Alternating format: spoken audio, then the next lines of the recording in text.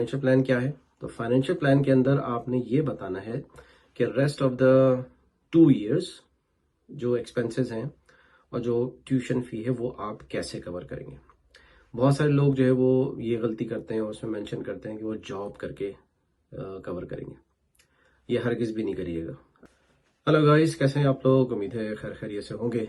अच्छा, आज की जो वीडियो है वो इस लिहाज से बहुत इम्पोर्टेंट है कि जो लोग स्टूडेंट वीज़ा अप्लाई कर रहे हैं और वो उस फेज से गुजर चुके हैं कि उनका एडमिशन हो गया है यूनिवर्सिटी के अंदर या जो भी कोर्स आपने अप्लाई किया है, तो आप यकीनन जो है वो अब अपने वीज़े के लिए जो है वो तैयारी कर रहे होंगे। तो स्टूडेंट वीज़े के अंदर वैसे तो बहुत सारी रिक्वायरमेंट्स हैं, जिसके अंदर आइल्स की रिक्वायरमेंट है और आपकी पुलिस करेक्टर सर्टिफिकेट की है। बट उसमें जो सबसे इम्पोर्टेंट रिक्वायरमेंट्स है वो है फंडिंग की। ठीक है ना, सबसे ज़्यादा क्वेश्चंस भी इसी के बारे में आते हैं और मैंने इससे पहले भी एक वीडियो बनाई थी, लेकिन आई थिंक वो शायद इनफ नहीं थी या उसमें इतनी सारी चीज़ें हम कवर नहीं कर पाए थे। तो मैंने सोचा कि आज जो है वो हम उसको दोबारा तो और मोर डिटेल्स में और समझने के आसान तरीके से उसको हम कवर करेंगे। और ये मैं आपको साथ साथ बता दूं कि जो वीज़ा रिजेक्शन का जो रेशो है उसमें 90% जो रीज़न है वो फाइनेंशियल स्टेटमेंट की वजह से या फाइनेंशियल एविडेंस या फंड्स जो है वो एनफ नहीं होने की वजह से रिजेक्शन होते हैं, या किसी भी वजह से आप वो प्रूव नहीं कर पाते कि आपके पास इतने फंड्स हैं कि आप अपनी जो है स्टडी को, ट्यूशन फी को कवर कर सकते हैं और आप अपने वहाँ पे जो एक्सपेंसेस हैं उनको कवर कर सकते हैं। तो पूरी वीडियो आखिर तक देखिएगा और ताकि आपको जो है वो स्टार्ट से लेके एंड तक जो इन्फॉर्मेशन मिल सके और आप का वीज़ा जो है वो अप्रूव हो सके, आप दोबारा उस फॉल ना करें उस सिचुएशन में जहाँ पे जो है वो बहुत सारे लोगों का वीज़ा जो है रिजेक्ट हुआ है। तो चलें वीडियो को स्टार्ट करते हैं। अच्छा, जहाँ तक फंड्स की बात है तो इसके अंदर बहुत सारी कन्फ्यूजन है और आपको डिफरेंट सोर्सेज से और डिफरेंट वीडियो से इंफॉर्मेशन मिल रही होंगी। उसमें कुछ सही भी हैं, कुछ गलत हैं, कुछ इनकम्प्लीट हैं। तो मैं कोशिश करूंगा कि मैं वो इन्फॉर्मेशन आपको आपके साथ शेयर करूं जो न्यूजीलैंड इमिग्रेशन ने अपनी वेबसाइट पे शेयर किए हैं या उन्होंने यानी कि ऑफिशियल डॉक्यूमेंट के थ्रू जो है वो शेयर किए। ठीक है ना, तो मैं जो है वो कोशिश करता हूँ कि जो भी इंफॉर्मेशन शेयर करूँ वो बेस्ड ऑन सम एविडेंस हो या ऑथेंटिक सोर्स की तरफ से हो। ठीक है, तो इसमें बिल्कुल सिंपल रूल ये है कि अगर हम स्टार्ट करते हैं कोई भी आपका कोर्स है, ईयर 1 कोर्स है, इसकी ड्यूरेशन अगर 1 ईयर है, for example level 7 post graduate diploma, तो इसमें आपको 1 ईयर की ट्यूशन फी जो है वो कवर करनी होगी। आपके पास बैंक में इतना पैसा होना चाहिए और 1 ईयर का आपके पास जो है वो एक्सपेंसेस होने चाहिए। ठीक है, अच्छा वो कितनी अमाउंट है? तो कोर्स की जो ट्यूशन फी होगी वही होगी 1 ईयर की, और एक्सपेंसेस जो है वो 20K न्यूजीलैंड डॉलर, ये आपके पास मिनिमम बैंक स्टेटमेंट में या आपके अकाउंट में होने चाहिए और वो आपके अकाउंट में होने चाहिए। ठीक है, तो कोशिश करेंगे जो भी फंड्स आप शो करें वो आपके अकाउंट के अंदर हो। ठीक है, मैं फाइनेंशियल गारंटी की भी बात करूंगा, वो एक डिफरेंट है, बट मैं अभी सिर्फ बात कर रहा हूँ कि जो आप इजीली जो है वो उसको प्रूव कर सकें। तो 1 ईयर का अगर कोर्स है तो 1 ईयर की ट्यूशन फी और 1 ईयर के एक्सपेंसेस। और अगर आप अकेले हैं, यानी कि आप मैरिड नहीं है, आपके साथ पार्टनर नहीं जा रहा है, आप सिर्फ सिंगल ट्रैवल कर रहे हैं और सिंगल ही वहाँ पे जा रहे हैं न्यूजीलैंड के लिए स्टडी के लिए। अब बात कर लेते हैं अगर आपके साथ पार्टनर है, तो पार्टनर अगर होगा तो आपको 5,000 न्यूजीलैंड डॉलर और ऐड करने पड़ेंगे। ठीक है, तो 20K जो है वो आपके एक्सपेंस हो गया और $5,000 जो है वो आपका पार्टनर का हो गया। सही। अच्छा, अब अगर आपके सपोज बच्चे भी हैं, तो जितने बच्चे हैं, जितने डिपेंडेंट हैं, उनका 5,000 एडिशनल आपने ऐड करना पड़ेगा पर किड। यानी कि सपोज आपके अगर 2 बच्चे हैं तो 5,000 प्लस 5,000 यानी 10,000 और ऐड करना पड़ेगा। तो अगर फैमिली ऑफ 4 है तो आपकी $20,000 आपके हो गए और $15,000 आपकी वाइफ के, पार्टनर के और आपके बच्चे को हो गए। तो ये हो गए ऑल टुगेदर 35,000 न्यूजीलैंड डॉलर। ठीक है, ये हो गए एक्सपेंसेस के फॉर 1 ईयर एक्सपेंसेस, और ट्यूशन फी आपकी सेपरेट है। अच्छा, अब बात कर लेते हैं मल्टी ईयर्स एजुकेशन की, जिसके अंदर मास्टर्स हैं। मास्टर 1 18 मंथ्स का होता है, 12 मंथ्स का भी होता है, बट 12 मंथ्स का होगा तो वही रूल होगा 1 ईयर एजुकेशन का। और अगर 18 मंथ्स का है या इसके अलावा पीएचडी है 3 ईयर्स की, तो उसके केस में भी आपको एक्सपेंसेस जो है वो भी 1 ईयर के ही शो करने पड़ेंगे। ट्यूशन फी भी 1 ईयर की है, बट रिकमेंडेड है कि आप 2 ईयर की ट्यूशन फी शो करें, बिकॉज आपका मल्टी ईयर है। तो जितनी ज़्यादा फंड्स आप शो करेंगे उतना ज़्यादा बेहतर है आपके अप्रूवल का चांसेस। ठीक है, और उसके अंदर एडिशनल क्या चीज़ हो जाएगी कि रेस्ट ऑफ द ईयर्स के लिए आपने फाइनेंशियल प्लान वो सबमिट कराना पड़ेगा। अच्छा, फाइनेंशियल प्लान क्या है? तो फाइनेंशियल प्लान के अंदर आपने ये बताना है कि रेस्ट ऑफ द 2 ईयर्स जो एक्सपेंसेस हैं और जो ट्यूशन फी है वो आप कैसे कवर करेंगे। बहुत सारे लोग जो है वो ये गलती करते हैं और उसमें मेंशन करते हैं कि वो जॉब करके कवर करेंगे। ये हरगिज़ भी नहीं करिएगा। अगर आपने ये लिख दिया कि आप जॉब करके करेंगे, तो आपका समझने की वीज़ा रिजेक्शन के चांसेस जो हैं वो 90% हो जाएंगे। तो वो क्यों होगा? अब आप ये पूछेंगे कि जॉब करना क्या सही नहीं है, लीगल नहीं है? बिल्कुल लीगल है, लेकिन यहाँ पे आप उसको इस तरह शो नहीं कर सकते कि आप जॉब करके वो कवर करेंगे। इट मीन्स कि आपके पास इतने एनफ फंड्स नहीं हैं और आप फाइनेंशियली वीक है, तो उस केस में न्यूजीलैंड इमिग्रेशन जो है वो आपका वीज़ा अप्रूव नहीं करेगी। ठीक है, तो उसमें फिर आप कैसे शो करेंगे? तो उसके अंदर जो है वो मैं आपको बताता हूँ आगे चल के कि फाइनेंशियल प्लान के अंदर आप क्या क्या चीज़ें शो करेंगे और उसको कैसे स्ट्रॉन्ग करेंगे कि वो should be acceptable bye New Zealand immigration. अच्छा, तो अभी तक तो हमने बात कर ली, ट्यूशन फी आपको शो करनी पड़ेगी, आपको एक्सपेंसेस शो करने पड़ेंगे, और साथ में आपके पास इतने पैसे होने चाहिए कि आप अपना जो है रिटर्न टिकट उस उतने आपके पास पैसे हों कि आप वापस जा सकें। ठीक है ना? ठीक है, बहुत सारे लोगों की इंटेंशन ये होगी कि यहाँ पे सेटल हों और जॉब करें, लेकिन चूंकि वीज़े की कंडीशन यही होती है कि आप स्टडी के लिए आए हैं और उसके बाद वापस जाएंगे, तो आपके पास जो है वो इतने रिटर्न टिकट के पैसे आपके पास होने चाहिए। अच्छा, अब हम बात कर लेते हैं कि इस पे बहुत सारे क्वेश्चंस आते हैं कि कौन कौन से फंड्स जो है वो एक्सेप्टेबल हैं और कौन से एक्सेप्टेबल नहीं है। तो हम अभी बात करते हैं कि कौन से फंड्स या कौन से एविडेंसेस जो हैं वो एक्सेप्टेबल नहीं है। तो उसमें नंबर 1 है कि क्रेडिट कार्ड। ठीक है ना, क्रेडिट कार्ड जो है एक्सेप्टेबल नहीं है, बेशक आपके पास क्रेडिट कार्ड्स हों और उस पे रेंज आपकी हो, for example in New Zealand dollar समझ लगा लें 20,000 या 30,000 डॉलर, तो क्रेडिट कार्ड जो है वो एक्सेप्टेबल नहीं है। इसके अलावा लोन जो है आपके पास फ्रॉम नॉन फाइनेंशियल इंस्टीट्यूट्स वो एक्सेप्टेबल नहीं है, बॉन्ड्स एक्सेप्टेबल नहीं है, और इसके अलावा ज्वेलरी जो है वो एक्सेप्टेबल नहीं है।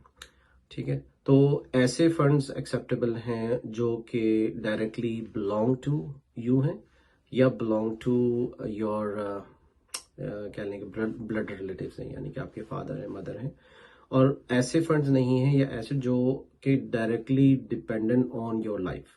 ठीक है, मैं फॉर एग्जांपल बताता हूँ, जैसे कि रेंटल प्रॉपर्टी है आपकी, तो रेंटल प्रॉपर्टी से जो रेंट आ रहा है उसको आप एसेट यानी कि एक्स्ट्रा फंड के तौर पे शो कर सकते हैं, और दूसरा है कि उस रेंटल प्रॉपर्टी को एज ए एसेट शो कर सकते हैं।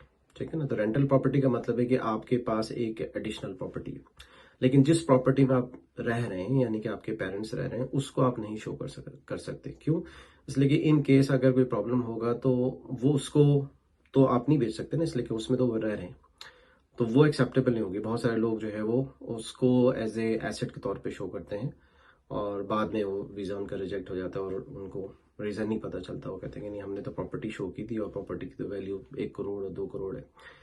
तो ये याद रखिएगा कि वो प्रॉपर्टी एज ए एसेट नहीं मानी जाएगी, रेंटल प्रॉपर्टी एसेट मानी जाएगी या एडिशनल प्रॉपर्टी।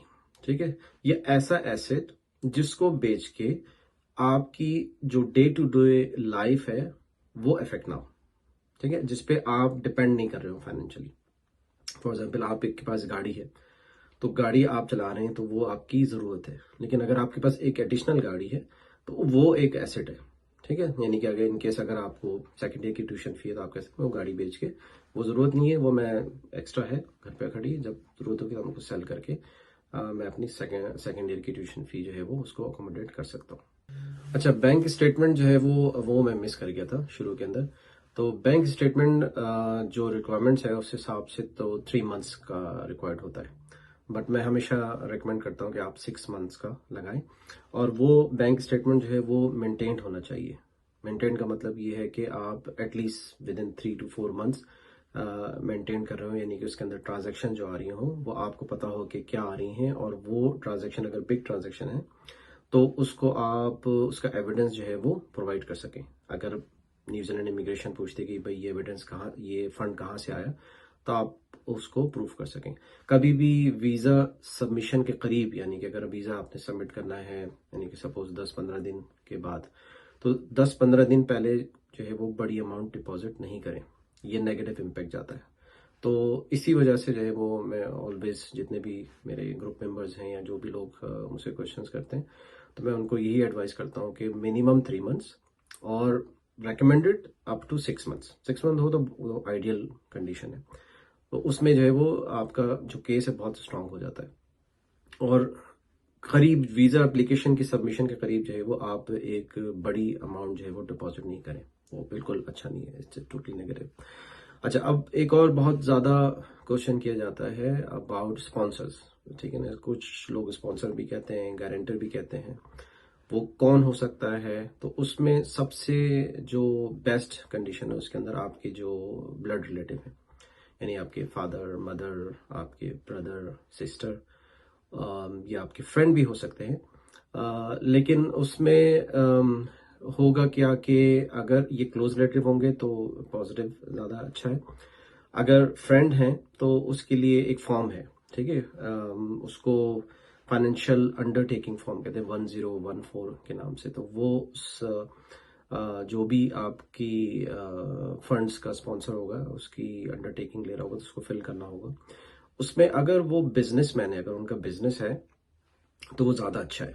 क्यों? इसलिए कि जॉब का आपको पता है कि जॉब सिक्योरिटी जो है वो उसकी कोई गारंटी नहीं होती।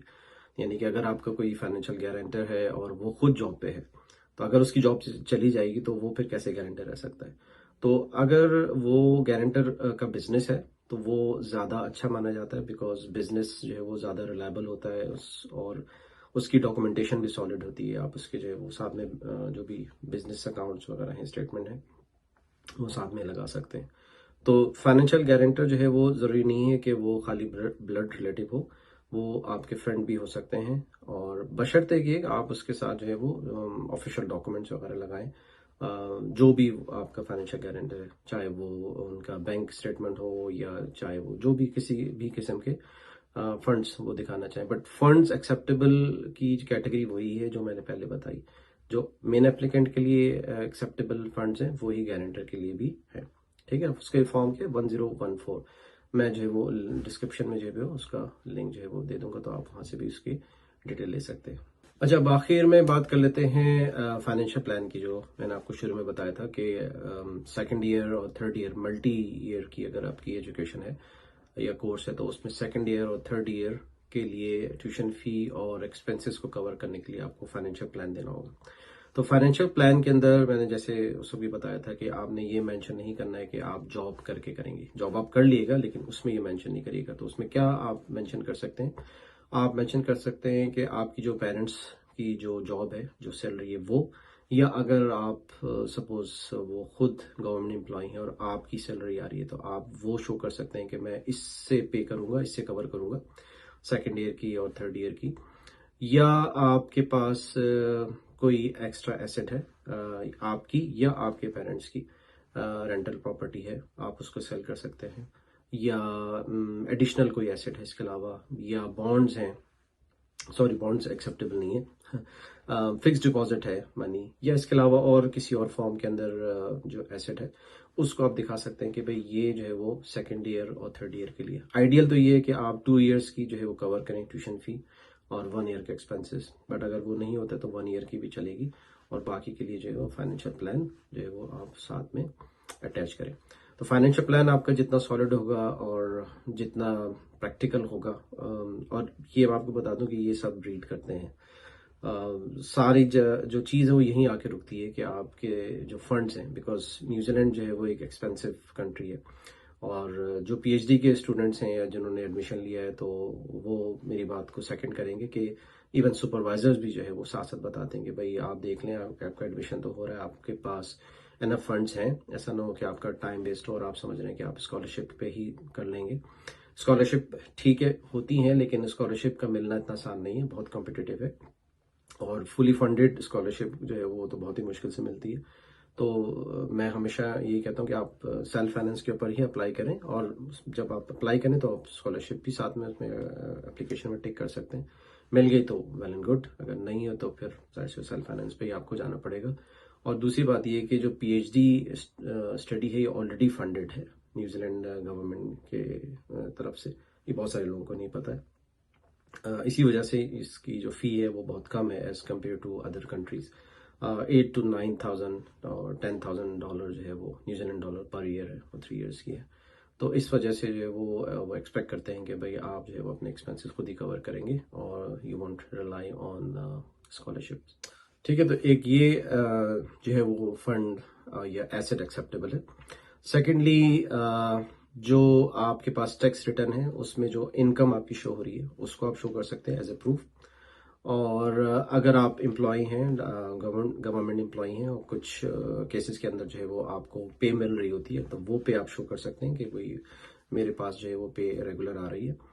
और इसके अलावा एजुकेशन लोन, बट अगेन वो एजुकेशन लोन जो है वो नेशनल बैंक या मल्टीनेशनल बैंक की तरफ से होना चाहिए। ठीक है, रिकग्नाइज बैंक होना चाहिए ताकि आप उसके डॉक्यूमेंट जो है वो एज ए एविडेंस दिखा सकें।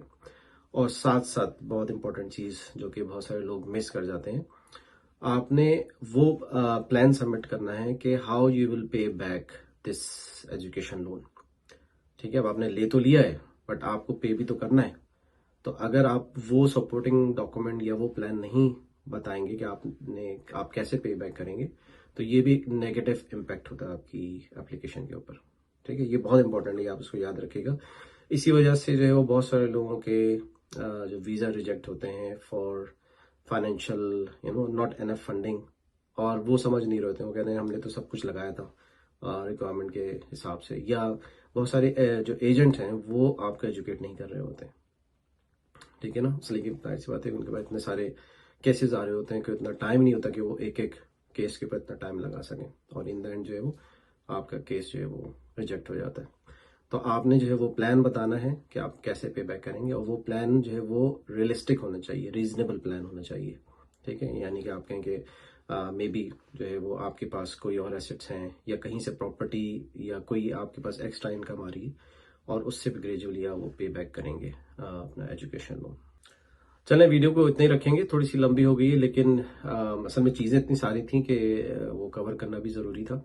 और अगर मैं कुछ चीज़ मिस कर गया हूँ या कोई इन्फॉर्मेशन आपको लगता है कि वो करेक्ट नहीं है, तो आप कमेंट सेक्शन में लिख सकते हैं, बाकी लोगों को भी उससे हेल्प होगी और मेरी भी जो है वो नॉलेज में इजाफा होगा। तो वीडियो अच्छी लगी हो तो लाइक करिएगा, शेयर करिएगा, और अगर आप मेरे चैनल पर नए हैं तो सब्सक्राइब भी कर लें तो अच्छी बात है, ताकि मेरी आने वाली वीडियो जो है वो आप देख सकें। मैं ज़्यादातर वीडियोस बनाता हूँ about New Zealand study options, student visa, work visa, settlements in New Zealand. तो चलें फिर आपसे मुलाकात होती है नेक्स्ट वीडियो में। Take care, bye bye.